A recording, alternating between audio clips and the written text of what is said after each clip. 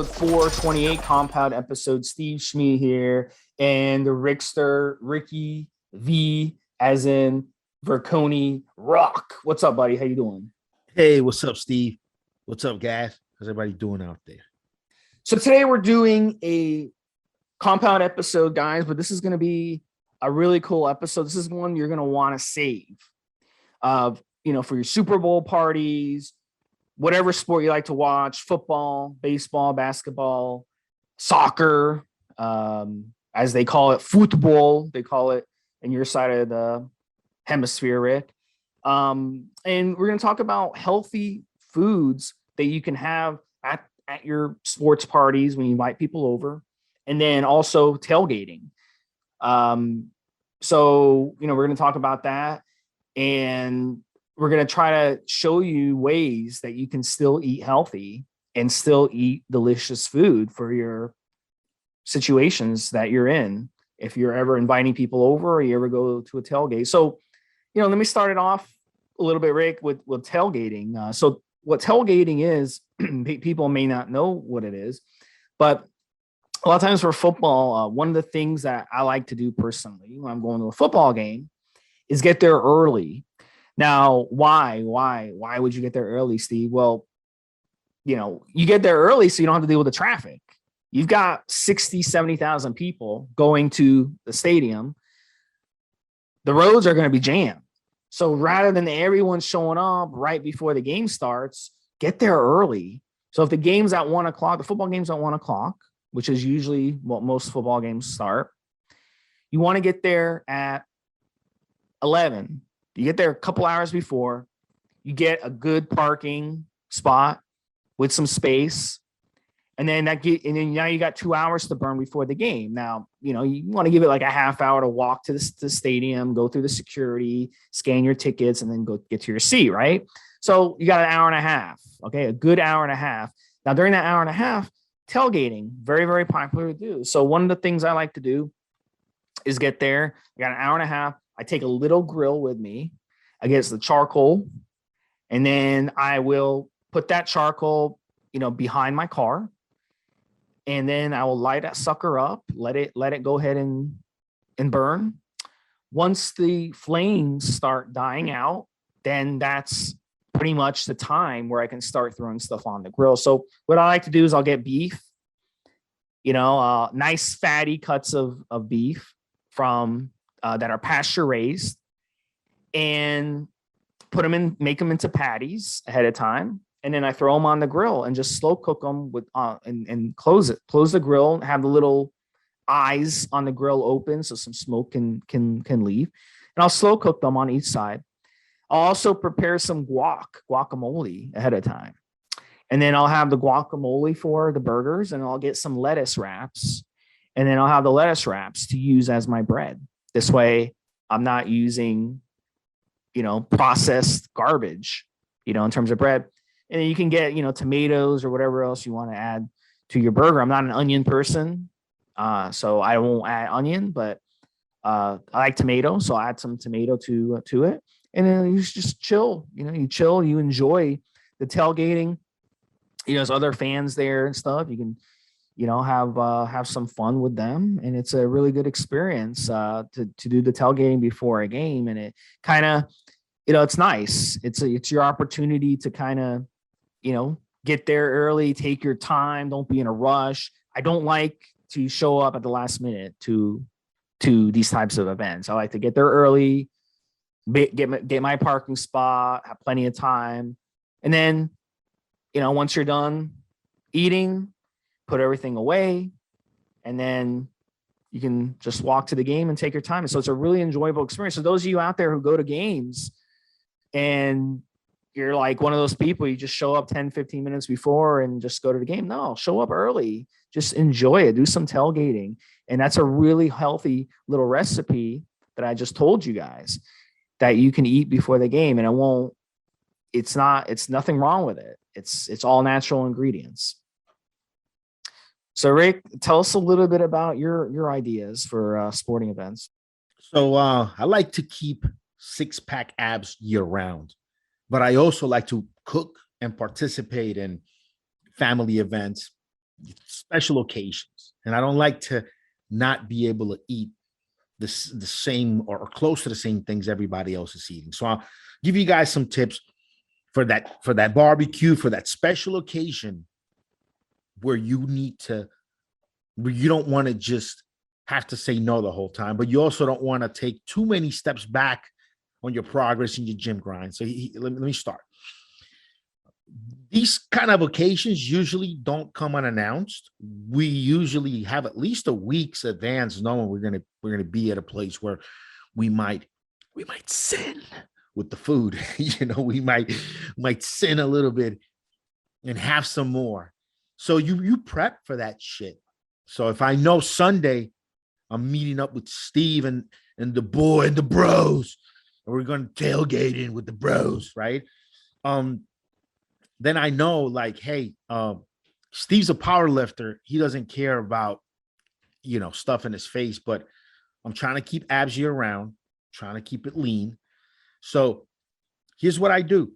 I'm just going to water fast. I'm going to water fast a little bit, just just a Thursday, Friday. Quick little 48-hour water fast just to clean my system and to burn some calories. It's fine. Saturday, bone broth, just getting back into the swings. Depending on how sensitive your digestion is, you might want to water fast Wednesday, Thursday, and then just do very light, low calories recovery Friday, Saturday. Or you can, you could really get creative with your feeding any way you want. But the idea is that to lower calories on the days leading up to the big event, make sure you're still training. And that day you have a lot of calories, like a lot, right? You just splurge, you do whatever. And then next day, you again go back to having less food. And again, there are just many, many ways. I could say hundreds of ways to accomplish this refeeding the way I'm describing it to you, using so many different methods. Everything from body opposites, Dan Duchesne, all the way back to, any of the just modern bodybuilder diets. Really different ways to do it. So you schedule that shit so that you can take maximum advantage of those calories for that day through both your training and supplementation. And so that it doesn't push you back, doesn't blur your lines too badly for too long. The day of the event, make sure you got my product N2Slin with you. Go to N2 slin.com. That's N2SLIN.com. N2Slin.com. My product. That's your cheat meal best friend. So I got the N2Slin in the truck. We get to tailgating, and we're about to throw some meats on the grills, and we're about to make some stuff here. Now, one thing about red meat steaks, you want them at room temperature and you want them dry. You don't want the steak to just be coming out of the cooler and you washed it, rinsed it down a little bit, as you should with all your meats, no matter what. Rinse them down a little bit with fresh water. And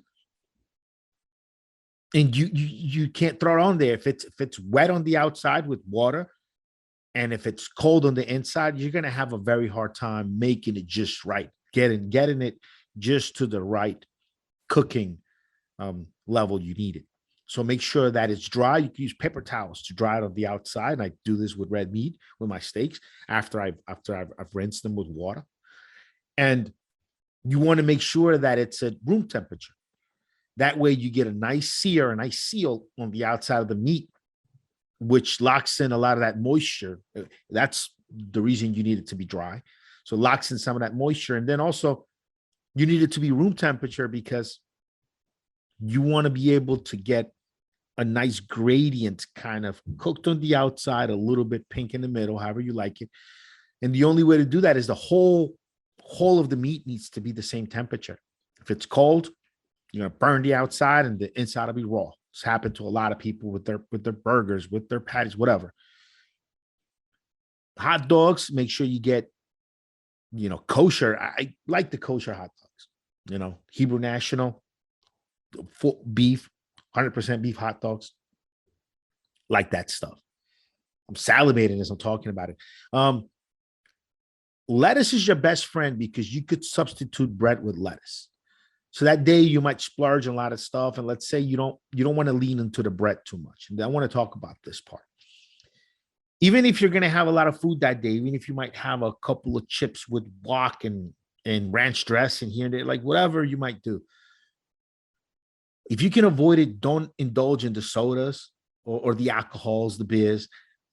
Keep away from that, because if you had trouble before with your diet, with eating sugar, with eating breads, if this was a tough hurdle for you to get over, to get into your good fitness grind, but you've already gotten past it, you don't want to relapse into that life of sugar waters and that life of bread and simple sugars. You don't want to fall off the wagon here. So maybe if you're going to have a few burgers or a few hot dogs or a couple of steaks, like you're really splurging, right? Maybe you have one of your burgers, two of your burgers on bread and whatnot. And then from then on, the other ones you wrap in that head of lettuce, that nice head of lettuce you brought there. You wrap the burgers in that. Maybe you have a hot dog or two with, in the bread, on the bread. And then, but then the rest, if you're going to have a lot of food, a lot of calories, just wrap that shit in the lettuce. As far as drinking, don't be a fucking sugar baby. Stop worrying about your drinks being sweet. Like, stop it. You don't need artificial sweeteners. You don't need diet colors. You don't need shit. Just drink water, man. Seltzer water is pretty cool. It's bubbly. Just get used to that. Maybe do what I do with my kids sometimes. We'll go out for food. I'll drink seltzer water the whole way through, quench my thirst on seltzer water while I'm eating my food. And then before we leave, it's my kids. They're always not going to finish their soda. Because I let them have soda if they want. I'm not, I educate them on it, but I don't make the decisions for them now.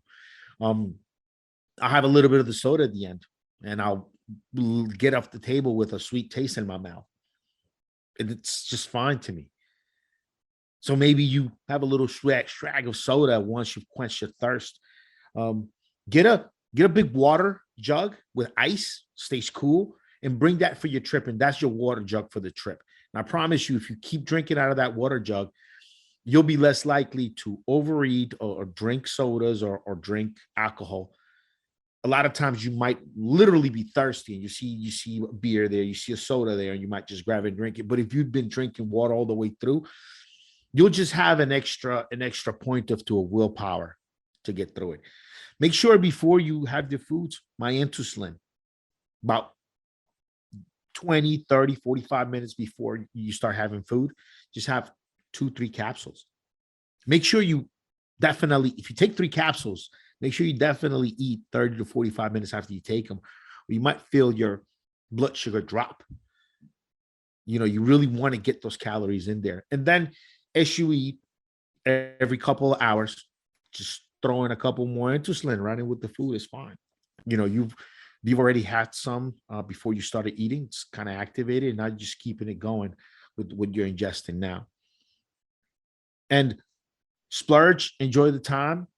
If you do have a beer or soda, make it sure it's just 1 or 2. Just enjoy it, but don't fall off too much. And there's a lot of advice for those guys that have issues mentally staying in the game. Because once you get there, once you've really done it, you don't want to fall off. You don't want to go back to the bad habits. During the tailgate, if you have a couple of sodas, if you have a couple of beers, there's a more likely chance that you'll do that again next time you tailgate. But if you just stay true, don't go back to bad habits. Don't become a fucking sugar baby again. Once you've already passed these, then keep it there. Keep it like that. I think if you're tailgating, adding the alcohol with the fat, with the calories, not good at all. Adding the sugars, sugar water, sodas and shit with those calories, definitely not good. You omit those 2 things, Now you just focus on not overdoing the bread, and just, and it's easier now. And then you could just splurge a little bit, use dressing, use whatever, get fucking creative a little bit on that grill. And then the next couple of days, make sure you get back to really clean eating and stay on the grind. And that's a last thing I'm going to close this part with is this. The more days you accumulate doing the right things, the more days you accumulate doing it right, the better those days where you have a really special occasion where you don't want to have to turn down burgers and hot dogs and different shit, just kind of not so great food. Then it's better, you're not going back. So I guess what I'm trying to say is, if you don't fucking just sin because you're driving by, or you go out with your kids to take them to eat something and they get bad food, and you have a choice of getting the healthy option, but you also get the bad shit, and you continue to just kind of slip off like that. When the day of the tailgating comes, you're going to look at yourself and you're not going to be in the best of shape that you could be. And now you're going to throw more shit on top of that. But if you've done it all the right things, if you've exercised discipline and self-control on those days where it wasn't a special occasion, it was just a day to day, and you had a little bit of a craving, but you make sure to stick with it. What ends up happening is, once you get to that tailgate day, you're going to look great, man. Nice abs, nice muscles. You know what I mean? You could take your shirt off, wear a tank top. People might think you're one of the players. You know what I mean? And just look good, and then just splurge. You could splurge for that day because you did all the right things leading up to that, and you know that even if you splurge today, you're going to do all the right things thereafter. So that was my whole long lecture on that. What do you think, Steve? So I'm going to give you some options for at home. If you're doing a Super Bowl party, sports party at home. So one of the things I like to do, and it's very easy, okay? It's game day wings. And this is a little recipe that I've kind of came up with through trial and error over the years. And it's a healthy option. Now, I'm going to explain exactly the issue. When you go eat wings at a restaurant, any of these wing restaurants, they cook the chicken, the wings, in refined oils. And, I on the forum, other mods on the forum have talked about this. And when you cook foods in these types of oils, they're bad fats. These are bad fats. They go in your body, start sticking to things. You get a really bad ratio of omega-3 versus omega-6s. American diet, we get barely any good omegas. It's all bad omegas. It's all we need both omegas, but it's like a 21 ratio. It needs to be 1-to-1 ratio. You see the problem? So don't go and get wings from a restaurant. You can do it at home. All you need is to invest in a $50, $40 air fryer. Okay. That's all you need. You go get the wings. I like to get the good quality wings, at least step 2, step 3 wings. And you get, so my recipe is for each 1 pound. So each 1 pound, you're going to take the chicken wings and put them in a bag. And then you're going to add to the bag 1 whole line. You're going to add 1 tablespoon. Depends on how salty you want it. Around 1 tablespoon of salt, but I like to have a little less salt. I don't want the wings to taste too salty. So I'll do like 3/4 of a tablespoon of salt. Then you're going to add a smoked paprika, and then black pepper is another addition. You can do, say, half a tablespoon of black pepper and paprika. And that's it, guys. I mean, you mix it all up in there. And then coconut oil. I was just talking about refined oils from a restaurant. Coconut oil, raw, unprocessed, unrefined, cold pressed coconut oil. Put that in there as well. It gives you a nice little slick. Now, the last ingredient to this, Rick, is going to be baking powder. The baking powder is going to help everything kind of stick together. So you do a tablespoon of the baking powder as well. Mix it all in the bag. Let it marinate for like an hour or two. Okay. If you can go 3-4 hours marinating it, even better. But worst case, you can go an hour or two and it'll be just fine. Then you take the wings, you put them on a flat surface inside the air fryer. And don't put aluminum on that flat surface. I know it's going to be messy. It's going to stick, whatever. But if you put aluminum, it's not going to cook the way you want to. So never use aluminum in an air fryer for that reason. You want to cook everything equally. So what I'll do is I'll do a pound on one rack, a pound on another rack, and a pound on a third rack. And as it's cooking, you want to rotate them. You're going to have to rotate the racks. You're going to have to rotate the chicken wings. You may have to flip them once or twice. And it's going to take, I don't know, 30, 35 minutes, maybe 40 minutes. Get an air temperature thing, get a temperature thing, you put it in the wing, and it's going to tell you once it reaches 165 degrees, then you know it's done.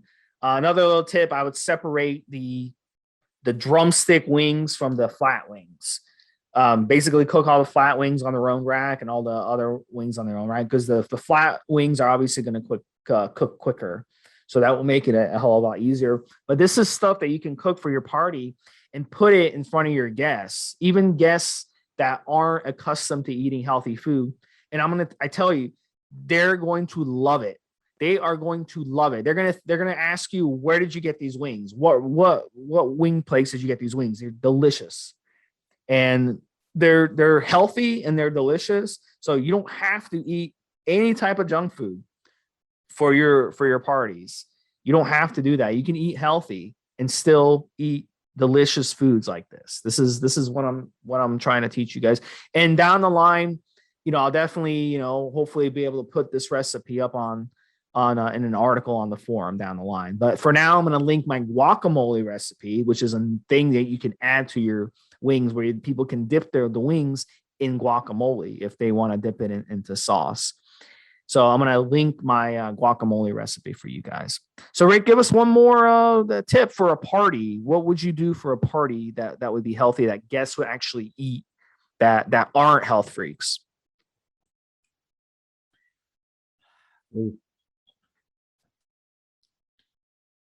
I mean, I could give you one that's actually, I'm going to give you just a couple. First one, wings. Go to supermarket, get tiger sauce. Comes in a green pack. Very specific tiger sauce is the one that does this. You could use it just plain how it comes, or you could, obviously, you wash your hands before you cook, drop some tiger sauce in the palm of your hand, lick that shit, and figure out what kind of other flavors you can use to enhance it. Maybe a little paprika. I always mix in some garlic in it. Almost most things I like garlic. So mix that in. Just see how you can tweak that a little bit. If you do tweak it, make sure it's powders or make sure it's thick liquids. Don't put anything too thin in there because of the next step. Then you take your tiger sauce and you pop the little plastic thing that keeps it squirting out, and you just pour the whole thing in a bowl. Maybe grab 1 or 2 bottles. This is not going to be a cheap proposition. If you do it on an oven, you can you can salvage some of it so you don't use as much. If you do it on a grill, you're going to go through a lot of this. And what you want to do is you want to have your wings and coat them with the tiger sauce as they're cooking. So you put them on the grill. They're first going to turn white before they, that when they start turning white, they get a little moist on the outside, those wings, before they start to turn darker color. You start coating them with the tiger sauce. Coat it with the tiger sauce. Come back and just keep coating it with fucking tiger sauce until they're done.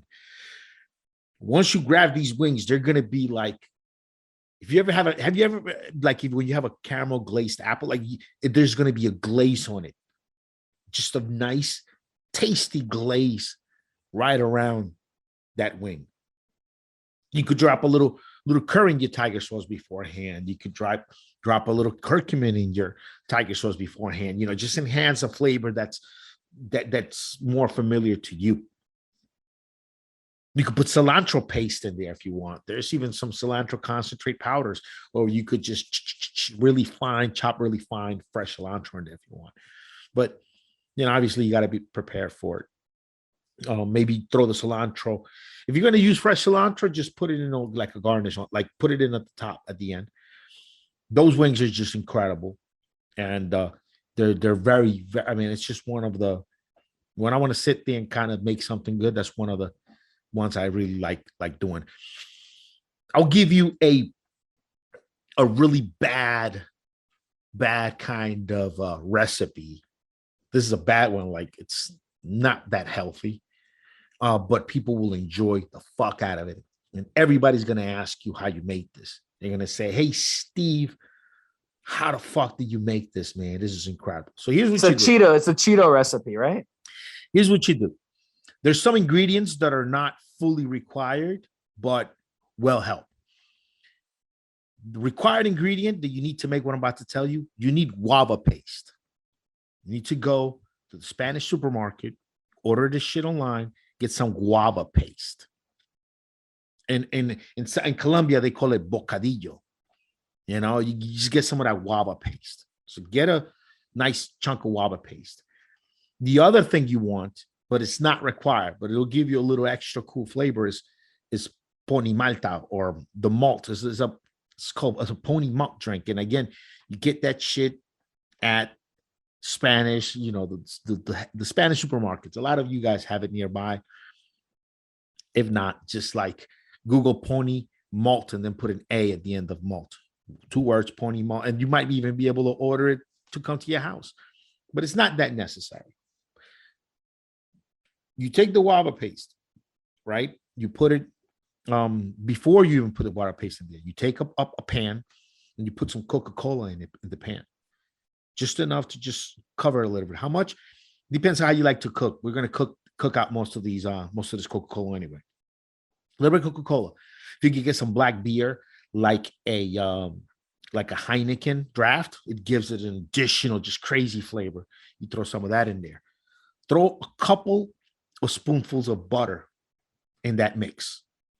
As always, I like to drop a little bit of garlic paste and something like that. But you start and you get that to a simmer on a pan where it's kind of bubbling. Once it's bubbling, you throw your guava paste in there. A lot of it, good chunk of it, nice healthy chunk of guava paste you throw in there. And while we're waiting for the guava, and as the guava paste begins to melt, just have a spatula and just kind of move it around in there. Now, while the guava paste in there simmer, let me tell you guys what we're going to do inside of the guava paste.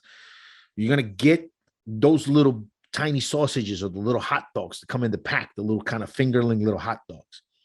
That's what we're going to fucking cook in there. Then got the guava paste, you got that going on in there. You take a separate pan, throw a little bit of coconut oil in there, and you just kind of sear the outside of your little hot dogs. I like searing them the outside a little bit just because and I just like the way it tastes. Sear it outside a little bit. Boom, boom, boom, boom, boom, boom, boom. Once your guava paste is fully melted and it's bubbling, boom, boom, boom, you take, and the guava, none of the ingredients in the first pan need to be cooked. So don't worry about cooking it enough. Like, you can eat the guava paste without cooking it. You can have the Coca-Cola, beer. So you're not cooking it. You're just getting it up to a decent temperature so that it finishes cooking your hot dogs on the inside.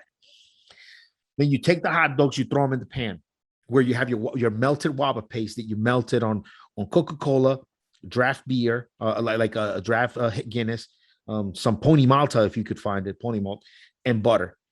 And maybe, again, throw a little bit of other ingredients in there that you feel are going to enhance the kind of flavor, the kind of cooking you like to do. And throw your bunch of little hot dogs in that guava paste and just start turning them. Keep scraping the bottom of the pan so you don't actually burn any of it.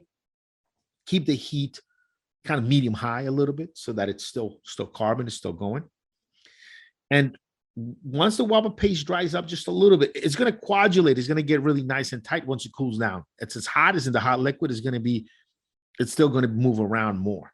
So you want to kind of gauge it and make sure you're not, you don't continue cooking it thinking you got to cook it out. And all you needed to do was let it cool down so it would gel together. It's the very end, like at the very last 3, 4, 5 minutes before you take this out, take a couple of fucking marshmallows, depending how much marshmallow taste you want. You throw it on that mix and you mix it in there. Maybe chop them up a little bit with kitchen scissors. That's how I like to do that before you throw it in there. And make sure you mix the marshmallow in until you have a choice of letting them you have a choice of how much of the marshmallow you want kind of still looking different than the guava paste. If you melt the marshmallow in there long enough, it'll just become part of the guava paste. You can still taste it. You just won't be able to see it. Or you could continue to mix it in so that you can see the white stripes across the guava paste striped situation there. So it looks a little bit cooler. Once you melted the marshmallows to the degree you want them to melt, you turn off your heat. And you let them rest a little bit until it coagulates, and then you serve them out. People got to take little toothpicks to pick them out, forks or whatever. It's the most delicious fucking thing you've ever tasted. It's a good, very cool way to bring meat together with something sweet. It's like the only way you would ever think you would eat a marshmallow with a piece of sausage in the same bite in your mouth, because you have in the middle of it, you got the butter, the beer, then it makes a transition to the guava, which is kind of in the middle, and then it goes Coca-Cola marshmallow. There's a big range. If you just throw marshmallows in there with hot dogs, you'd be like, oh, what the fuck is this? But because of the middle flavors in the middle in there, and even the graininess from the guava, giving it that texture, it's just an incredible bite. People are going to ask you for the recipe to make these little, again, glazed, coated little hot dogs that taste incredible. Like it tastes fucking gold. But yeah, I mean, the main thing, you guys are going to have to go out and get that guava paste, that traditional Spanish guava paste. It's got to be solid at room temperature. Like the guava paste, it shouldn't be like in a jar, and you're not putting a jar of guava. No, it's the blocks of guava paste. You're just trying to make a sale. I should sell some guava paste on N2B. I've never heard of it. I've never seen it even in a Spanish store. Maybe I'm looking in the wrong. Where would it be in the Spanish store? Next to tres leches, next to like the arequipe, next to like all of the sweets, kind of the tres leches and all of that stuff. And just ask them for guava paste. You know what I mean? Just for everybody's benefit, I'm about to Google guava paste and tell you and see what comes up and tell you guys if it's even a good result or not. Okay. Yeah. I'm about to just public service here for everyone. Let me just Google it. I see it. Yeah. It's at Walmart, Conchita Foods. Conchita, remember Conchita? Isn't that your ex? Conchita? It says Conchita Foods. $1.12. Yeah, there it is. Conchita guava paste. That's the one. You could use Conchita. You could use Goya guava paste. But I mean, is it going to be like corporate crap ingredients? Don't you want to use the good one? Dude, you're mixing it with marshmallows and Coca-Cola. You know what I mean? It doesn't matter. It doesn't. I mean, you could, if you want. Because I'm looking at the ingredient. The second ingredient is sugar. Can you get one that doesn't have sugar as a second ingredient? I doubt it. Sugar. Oh, no? Okay. Sugar. So you need it for the paste. Yeah, sugar helps it become a paste. Yeah. This guava paste. Also, you take a slice of this guava paste and you put it next to like a white cheese, but like a really like a soft white cheese. Like mozzarella is great. Like a sweet kind of. It's just fucking incredible. When you get quesito, the really soft kind of cheese that'll have like the Dominican flag or the Colombian flag or the whatever flag on a little piece of cheese at the Spanish market, and you slice that, you put it together with a guava paste. That's a good bite. See, that's interesting because in the Persian culture, they do apricot paste. I grew up with apricot paste. You grew up with what's it called? Guava paste. Guava paste, yeah. Because in Guava's good Colombia, for digestion, man. If you but the one the guava dry juice. see, my will get it grandma, going. my grandma was in the mafia. She used to always send me a dried apricot fruit paste, and it'd have sugar, lots of sugar in it. And yeah, I'm curious now. I'm curious to look for one that doesn't have sugar. Now you got me curious. Yeah, man. Just grab the guava paste. I'm looking at it right now. Iveria makes one. Conchita Foods at Walmart makes a Conchita. Guav as in Victory A. So like Ricky V Rock, guava. And yeah, man, you just throw that guava in some Guinness black beer, some Coca-Cola. Pony Malta, if you can find, let me look for Pony Malt too. Look for that. Pony, Pony Malt. Pony Malt. And then it comes up Pony Malta. I don't know if you're able to buy it. Goya makes Pony Malta. And it's actually, it's like a 6-pack for $5. You may only need half a bottle, but the rest is pretty good drinking. It's just a nice kind of like a soft drink. And so there it is, man. You can find all of this stuff. Holy shit. On Amazon, you can buy a 6-pack of Goya malt, Pony Malt. So yeah, man. So you mix those in.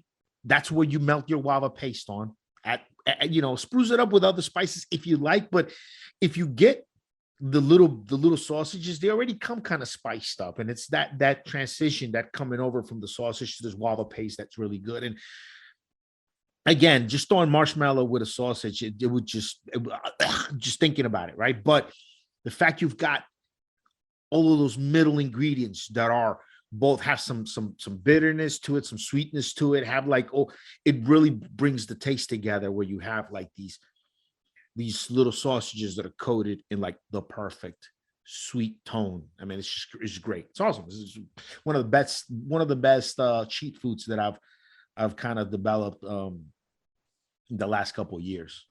So you can eat that during the football, as Colombia is scoring the winning goal in the World Cup, right? I've made it about half a dozen times already since I started fuckings with it. The last 2 times I made it, I added the marshmallow at the end, because just the guava paste with no marshmallow is fucking incredible. I just liked the marshmallow because it give it an additional taste and tones that the dish can still handle, and it made that guava paste stickier. So when they cool down a little bit, it just had like the perfect coating of it. The marshmallow made the guava paste and everything stick better, which I liked. I felt like I got I got a thicker coat around the sausage when I threw in the marshmallow than when not. And just the taste, it's just an extra taste, because marshmallows makes it sweeter, and it also has that marshmallow taste, which I mean, I think we all kind of like that marshmallow taste. I don't know. You're gonna get us canceled, bro. All this ethnic food, talking about all this fucking ethnic food and shit. You're gonna get us canceled. All right, guys. So this was what episode was it, right? 428. So we're almost to 1,000 episodes. We're gonna do 1,000 episodes. We're gonna have Conchita. I thought canceled. I thought ethnicity and multiculturalism. Fucked up that word up pretty bad. I thought this is in style now, in vogue. I thought that's what we're supposed to be all about: multicultural, ethnic, all this other stuff. No. Yeah, that's true. Yeah, it's like in style now more than Conchita. ever. I want Conchita's coming on the next episode. She's gonna talk about her favorite foods that she enjoyed with you as you guys watched football. I would love the World Cup if the United States actually got good at soccer. I know the female side is good, but it's a shame the U.S. They can't find any soccer players in the United States. Like, come on. Let me tell you how to solve that. Let me tell you what is the best way for you, Florida man, you especially down there, to fix that issue and have a deeper, more emotional attachment to Mundial. Here's what you do. Okay. You find yourself a girlfriend who is of Latin American origin, and then you guys together can cheer for her team. Get a Colombian girl, get an Argentinian girl. You got to get one. You got to get a Brazilian chick. You got to get one that actually they have a good fucking team.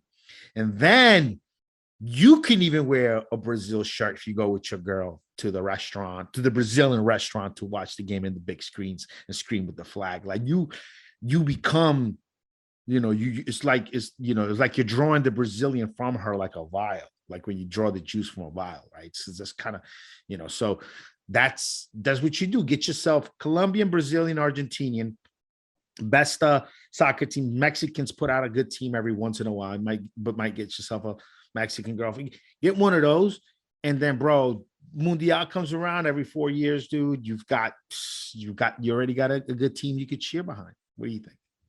That's true. That's true. The thing is, like, that's what it is. Who won it last time? I have no fucking clue. I can't remember. Yeah. It was a while ago. I can't remember. Yeah. I really can't remember. Yeah. We'll have to. I'll ask who. When was it? 2018? The 2018 World Cup, France won it. France national football team. Yeah, they won it. I think Brazil even got knocked out, or they weren't even in it. It was like a big tragedy. Yeah. There was a whole thing because most of the players on the team apparently were from from descent from people that were from out of France. So it was a very multicultural team. And some people had things to say about it and stuff like that. I remember all that now, the whole jazz with it. But yeah, France killed it. Well, they do it all the time. And then basketball Olympics, the NBA players, they have like a great grandfather from some European or some African country, and they go play for them because they can't make it on the U.S. team. It happens all the time. So it just shows you we're all the same. It's all the same shit. We all came from the same fucking place. So Germany won it in 2014, and Spain won it the prior time. They always put a good team on the field.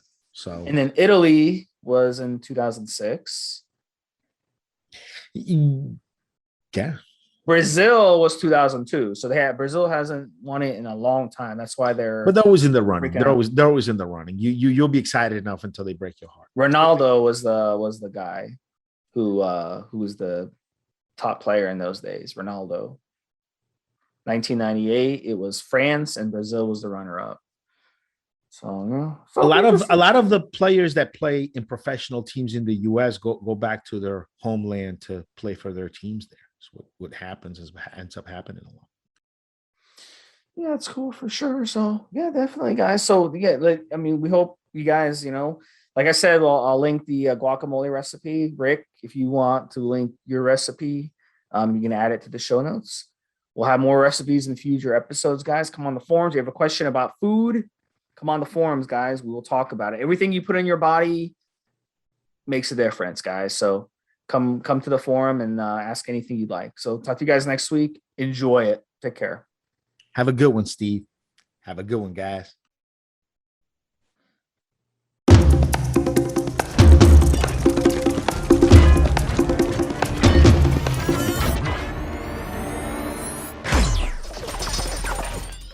Guys, this is the required legal disclaimer. We are only sharing our experience from years of steroid use. We are not doctors, and none of what we say should be regarded as medical advice. Always check with your doctor before taking any drugs or starting any training program.